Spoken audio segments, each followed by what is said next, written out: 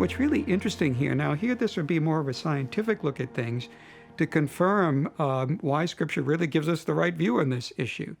And that is the great laboratory for how men and women behave, sexually speaking, in isolation from the other, of course, is in homosexual relationships, right? Now you can see, how would two men behave in a sexual relationship without a true sexual counterpart or complement, a woman? And how do two women in a lesbian relationship behave in a sexual relationship without a true sexual complement, a man?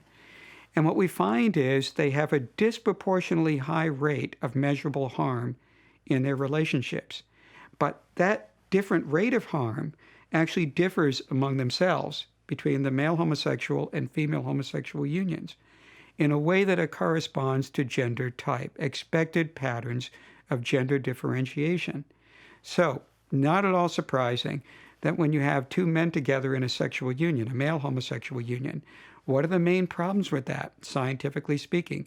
The areas of harm appear in two primary ways. Number one, they have a disproportionately high rate of numbers of sex partners over the course of life. And number two, they have a higher rate of sexually transmitted disease and infection. Now, this is really not rocket science as to why it works out this way. Men simply find monogamy more difficult than do women. Again, it's a cross-cultural phenomenon. It's even a cross-species phenomenon. So when you put two men together in a sexual union, it's not exactly a recipe for monogamy. And over the course of life, they experience a much higher rate of numbers of sex partners on average, far exceeding what you could compare with male heterosexuals or women in a lesbian relationship. And the higher incidence of sexually transmitted disease or infection, too, is exactly what we would expect of a male homosexual union, because men are designed in such a way for penetration. And unfortunately, in the case of a male homosexual union, you don't have the proper orifice involved. And that's why if you pick up almost any gay publication, you'll see ad after ad by proctologists in the publication. That's because they're attempting to do something that they were not designed to do. In the case of lesbian relationships, their problems are a little bit different than male homosexual relationships. They do have a higher incidence of number of partners relative to heterosexual women. They don't experience sexually transmitted infections, though, however, the same rate as male homosexual unions do. But what they do have is a harder problem of maintaining a lifelong union, the issue of longevity. And the other issue that they have a problem is mental health, issues around depression. Now, these things are actually, when you think about it, although they're not as intuitive as the problems for male homosexual unions, when you think about it a little bit, it makes sense.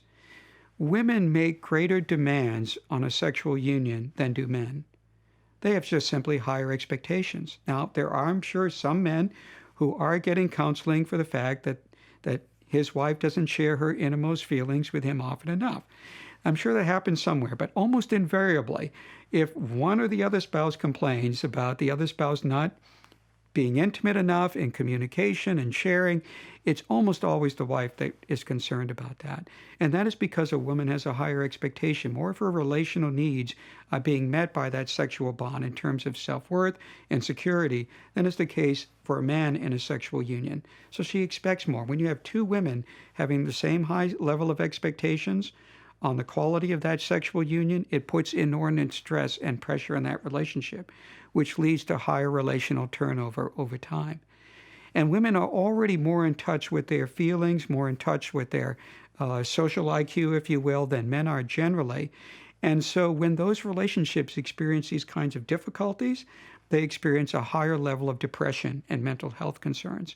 That's why that level of mental health issues is more problematic in lesbian relationships than for any other group. So here we see the wisdom of God's design, right? Men and women are different from each other, and they're different in ways that complement each other, moderate the extremes, and fill in the gaps.